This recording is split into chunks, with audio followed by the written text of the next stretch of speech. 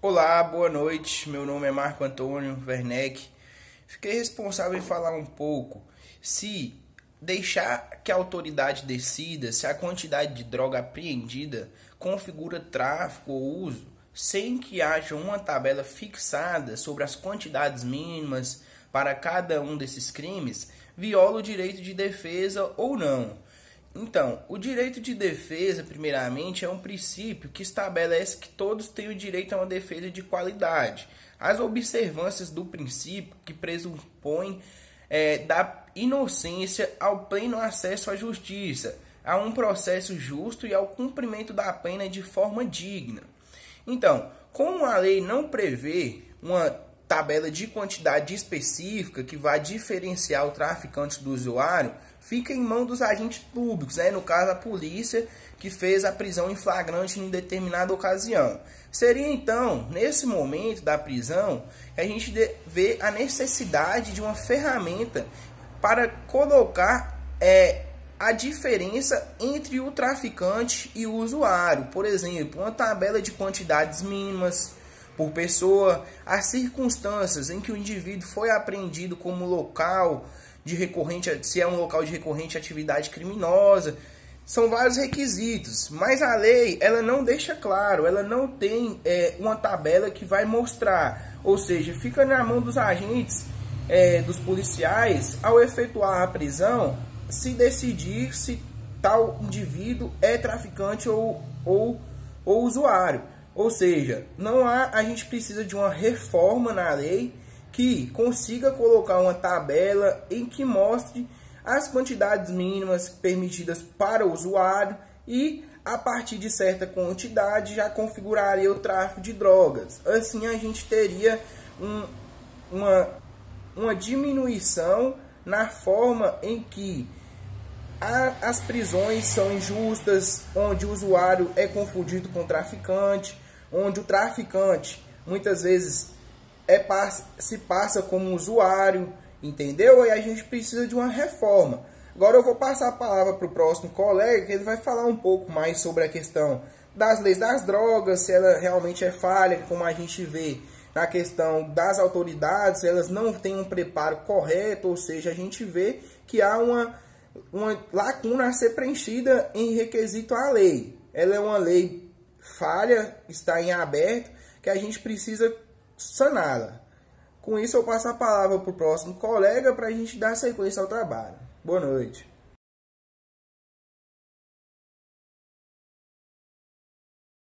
É possível combater a crise carcerária pela qual o Brasil passa sem regulamentar as drogas? Bem, essa crise carcerária no Brasil é um problema antigo e recorrente, que foi intensificado principalmente pelos crimes relacionados à droga. Essa nova legislação de 2006 ela trouxe maior rigidez da pena para traficantes e penas mais brandas para os usuários. Porém, esse endurecimento da pena ele acabou atingindo principalmente pequenos traficantes, que muitas vezes eles são dependentes químicos que comercializam drogas. Nem sempre representam um grande perigo para a sociedade. Não é possível combater essa crise com a estrutura carcerária que nós temos hoje no Brasil. Desde que essa nova legislação entrou em vigor, o número de pessoas presas por tráfico de drogas cresceu 348%.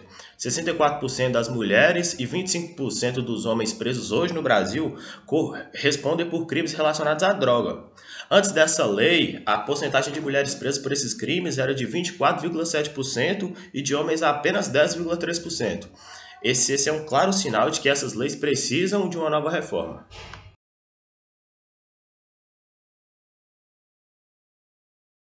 As penas previstas no ordenamento jurídico são eficazes para combater o tráfico de drogas?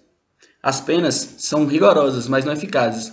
Além do rigor decorrente da quantidade de pena estabelecida de 5 a 15 anos e 500 a 1.500 dias multas, o tráfico de drogas é equiparado a crimes hediondos, ineficazes pelo fato de grande número de reincidência, por conta do benefício do tráfico privilegiado. Muitas vezes, o acusado nem chega até a sua liberdade cerceada, sendo punido apenas por pena restritiva de direito. Como é um crime de cunho comercial e atinge pessoas de baixa renda e baixa escolaridade, elas tendem a retornar a praticar o crime de tráfico, porém, desta vez sem um privilégio, assim recebendo a pena mínima de 5 anos, causando superlotação do sistema carcerário brasileiro. Geralmente, Os movimentos de políticas criminais são pautadas em ideias severas a respeito da resposta penal, deixando de lado o caráter educativo, medida que seria essencial para que o indivíduo não se torne reincidente nesse crime, desafogando assim o sistema carcerário brasileiro. Pergunta: seria a substituição das penas privativas de liberdade por restritiva de direitos uma medida eficaz? Em tese, a gente sabe que o delito de tráfico de drogas, no artigo 33, caput da Lei 11.343 de 2006, e nas formas equiparadas do parágrafo 1º, as penas poderão ser reduzidas de 1/6 a 2/3, desde que o agente seja primário, não reincidente, de bons antecedentes e não se dedique às atividades criminosas, nem integre organização criminosa. Em resumo, abrange somente o traficante, agindo de modo individual e ocasional. Os requisitos são subjetivos e cumulativos, isto é, faltando deles, inviável a benesse legal. Então nós sabemos que o tráfico de drogas, a maioria das pessoas que cometem esse crime é visando dinheiro mais fácil, e também tem aqueles usuários que, devido à sua dependência, acabam entrando para este crime. A substituição da pena privativa de liberdade por restritiva de direito não vai ser eficaz, haja vista que ela vai fomentar ainda mais o tráfico de drogas. Então, neste caso aí, ela é extremamente inviável. Quem comete esse crime realmente deveria e deve permanecer preso e responder pelo seu crime.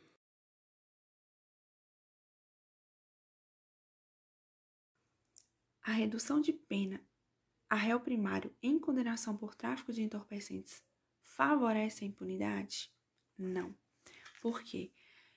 91% dos presos por tráfico, segundo a Defensoria Pública do Rio de Janeiro, 74 são réus primários.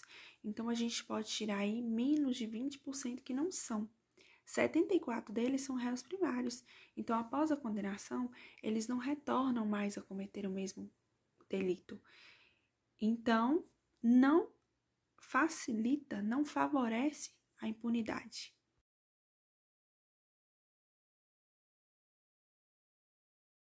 Reflexos diversos no quesito de segurança pública, pois ao mesmo tempo que houve uma rigidez maior na figura do traficante, houve um afrouxamento no quesito do usuário, na figura do usuário, pois o ato de usar droga não é considerado crime privativo de liberdade. No máximo, o indivíduo que usa droga recebe uma pena de trabalho voluntário. E, se o mesmo descumprir essa pena, o máximo que ele recebe é uma notificação, o que acaba por gerar uma sensação de impunidade do mesmo. A sensação de que, se o mesmo usar droga e continuar sustentando o tráfico ilícito de drogas, não vai dar em nada. E a questão de você não punir de maneira concreta o indivíduo que financia todo esse quesito, todo esse universo do tráfico de drogas, toda essa questão, acaba por gerar uma demanda infinita. Acaba por gerar uma máquina de dinheiro que não pode ser parada.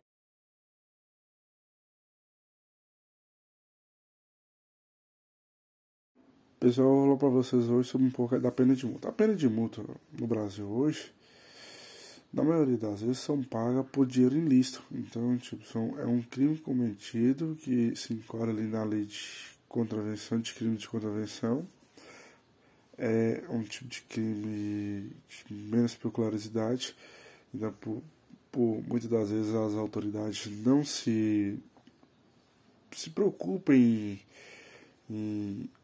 reger aquela lei e se deixa passar, porque as penas de multa hoje são pagas com dinheiro ilícito. Então, na maioria das vezes, são pessoas que já estão no tráfico, já são muito sócios, amigos dos traficantes, então eles vão lá e pagam, e é um crime que as autoridades não se preocupam muito em estar de cima cobrando e executando a lei.